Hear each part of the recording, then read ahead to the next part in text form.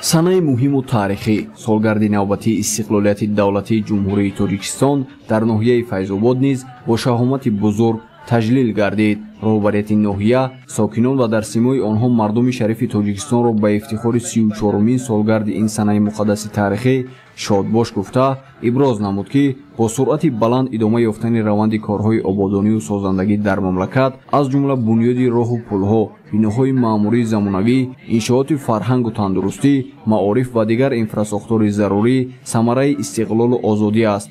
чунин пешрафту ободонӣ ва беҳбудии сифати зиндагии мардум низ заминаҳои воқеӣ фароҳам сохтаанд. боиси ифтихору шараф аст ки 13 солаи соҳибистиқлолӣ рушди ҳама самтҳои давлатдориро таъмин намуда, мардум дар фазои амну осоишта зиндагӣ доранд. бо мушоҳида аз пешрафт дар муҳимтарин самтҳои хоҷагии халқ метавон умеду эътимод намуд ки ояндаи наздик Тоҷикистон аз ин ҳам дастовардҳои бузургро ноил мегардад. чун халқи тоҷик атрофи сиёсати созандаи пешгоҳи худ сарҷаму муттаҳиданд ва дар амалӣ сохтани ҳама иқдому ташаббусҳои марбут ба шукуфоии миллату давлат устуворона гом мегузоранд.